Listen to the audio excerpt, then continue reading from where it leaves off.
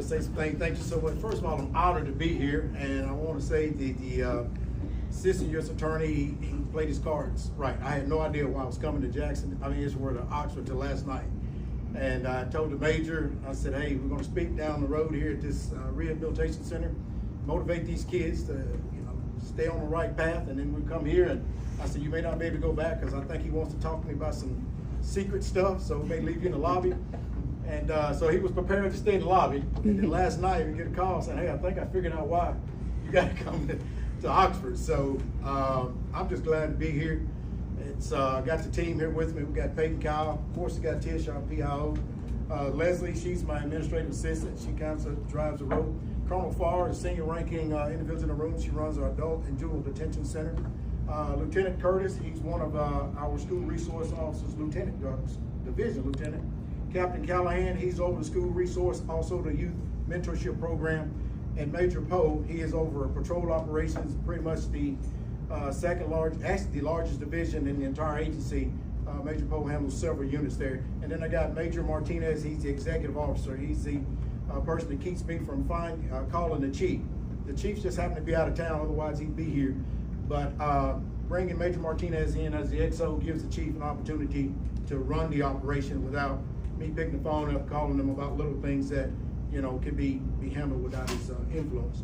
But I want to share also that I'm very, very impressed with our U.S. attorney. I don't know, when I first met him, I didn't realize that he had a lot to do with the Craig Pettis case, and I'm a big fan of how, state, local, and federal government were able to break that network and to find out that we had a bulldog that was actually working that case there. It sent shockwaves through me, and I was just so impressed to have an opportunity to meet someone that actually worked on that case, because it was something that I was very, very impressed with how we all worked together to get that done. And that's what law enforcement is about. What we've done in DeSoto County is we put together a great team. We put out objectives and we put out initiatives, and I can tell you now, I agree with you, our school resource and mentorship program has been one of the most successful initiatives that we have implemented.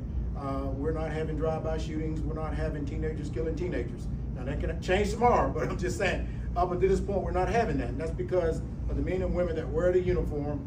They are meeting these kids on their level and giving them something else to think about other than guns and fighting. What are they doing?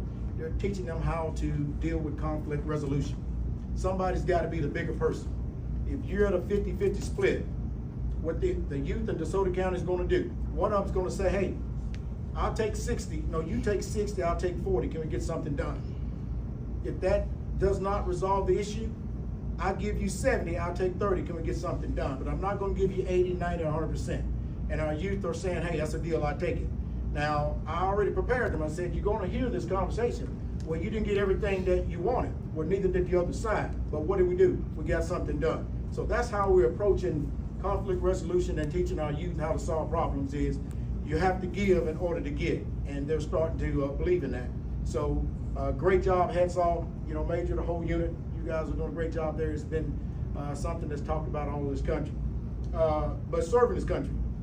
Had an opportunity to serve the country, and that's something I look back. I joined the United States Marine Corps to make a career. But combat will change your outlook on life.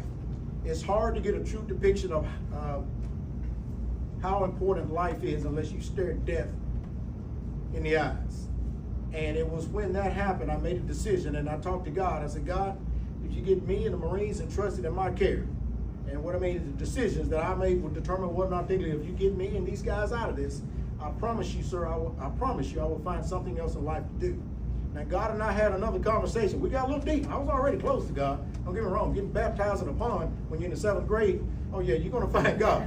Because there's no water moccasins around. They were, but God kept them at bay. So after that conversation, then of course the war was over, and it wasn't pretty by any sense. Anybody that brags about going to combat, going to war, has never seen it.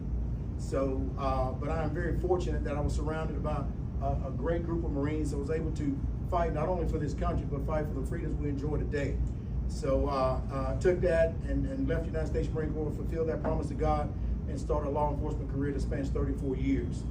We've had some successes, made friends along the way, and lost friends along the way. But to receive this award is not only an honor, but it's something that I share with the entire team, because without the team, there's no me. I've always used it, I'm a big believer in plural pronouns. You cannot get anywhere with singular pronouns. Use your plural pronouns and give them an opportunity. As a leader, when anything that goes right, the team gets credit. But when something goes wrong, the buck stops here. That's a quote from Ronald Reagan. The buck stops here. So that, in a sense, gives the team an opportunity to go out, and they're not afraid to grow. In other words, they're not afraid to make decisions. They're not afraid to make mistakes. Because when they make mistakes, what are we going to do? We're not going to drop the hammer and run around. They will never know when I'm upset. A leader that walks around and his teammates realize when he's upset, that's a leader that has put his entire team on ice, because now they're afraid to walk around because they don't want to make him upset. They never know when I'm upset. And if I am upset, we're going to sit down and we're going to talk about it, but they won't hear the hammer. We're going to talk about on what lesson did we learn with this decision. And I want to encourage them to get out there and keep making decisions. That's the only way we can grow. And I think that is why we have the culture that we built. But receiving this award, I received this award on behalf of the men and women that wear the uniform of the DeSoto County Sheriff's Office. I am humbled by it. I appreciate it. And I will definitely make sure my wife gets a picture with it. Thank you.